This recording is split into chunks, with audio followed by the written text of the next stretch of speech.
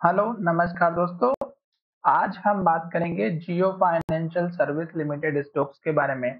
और बहुत दिनों के बाद आज हम इस स्टॉक्स के ऊपर वीडियो बना रहे हैं। और लास्ट टाइम जो मैंने वीडियो बनाया था वो लगभग 17 जून के आसपास का होगा। तभी मैंने यहाँ पे इस स्टॉक्स को यहाँ पे 17 जून के लेवल से यहाँ पे ड्रॉ करके रखे होंगे। अब यहाँ पर अगर आप देखेंगे तो मैंने आपके सामने कुछ लेवल से ड्रॉ किए थे और मैंने आपसे कहा था कि ये जो कैंडल हमारी टॉप पर बनी है, इस कैंडल के बाद से स्टॉक्स में गिरावट आएगी। और देख सकते हैं जैसे स्टॉक्स का लो ब्रेकआउट हुआ और उसके नीचे क्लोजिंग हुई, स्टॉक्स में गिरावट हुई और एक के बाद एक रेड कैंडल लो बनाते हुए स्टॉक्स नीचे की तरफ आया। और जब तक स्टॉक रेड कैंडल और लो बनाता है, आपको कभी भी किसी स्टॉक्स में एंट्री नहीं लेना चाहिए। भले आप 2 दिन वेट कर सकते हैं या 2-3% ऊपर भी मिले तो चलेगा, पर आपको रेड कैंडल जब बनती है या लो के पास क्लोजिंग होती है, तो एंट्री बिल्कुल भी किसी भी स्टॉक्स में नहीं लेना है।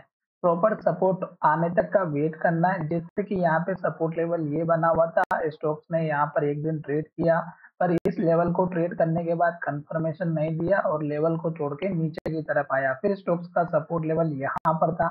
यहाँ पे हमें दो कंफर्मेशन मिले, पहला एक पॉजिटिव हैमर कैंडल मिली और दूसरी फिर से हमें रेड कलर की हैमर मिली। पर हमें यहाँ पे दूसरे दिन देखिएगा हाई का ब्रेकआउट हुआ और हाई के बाद इस कैंडल का हाई भी ब्रेकआउट हुआ और इस कैंडल के लो के ऊपर हाई क्लोजिंग हुई। यहाँ पे आप इस कैंडल में एंट्री ले सकते थे।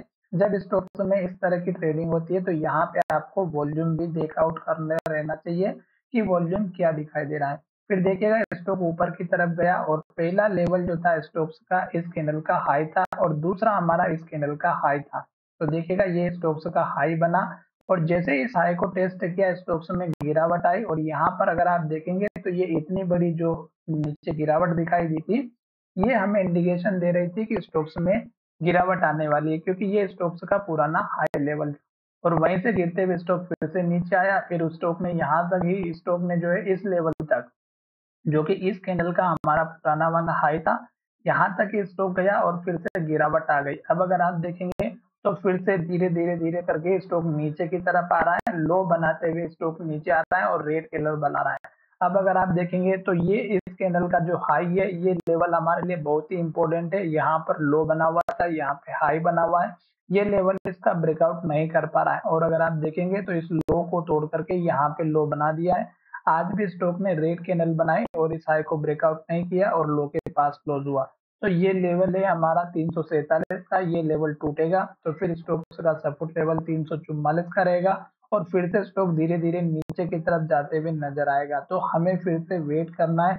जैसे कि यहाँ पे रेड कैंडल बनी हुई थी, जैसे कि यहाँ पर रेड कैंडल बनी हुई थी, तो इस तरह का वेट करना है, जल्दबाजी बिल्कुल भी नहीं करनी है। अगर स्टॉक हमारा इस लेवल को तोड़ देता है 335 का, तो ये स्टॉक फिर से नीचे जाते हुए नजर आ सकता है। साथ ही देखिएगा स्टॉक का हाई बहुत ही ऊपर है, फिर स्टॉक का हाई नीचे बना, फिर स्टॉक का हाई और नीचे बना।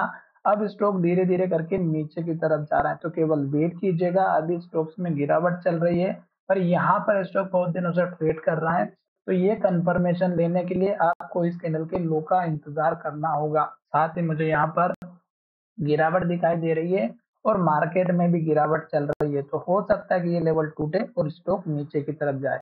तो चलिए वीडियो को यहीं विराम करते हैं। धन्यवाद, मिलेंगे नए वीडियो में।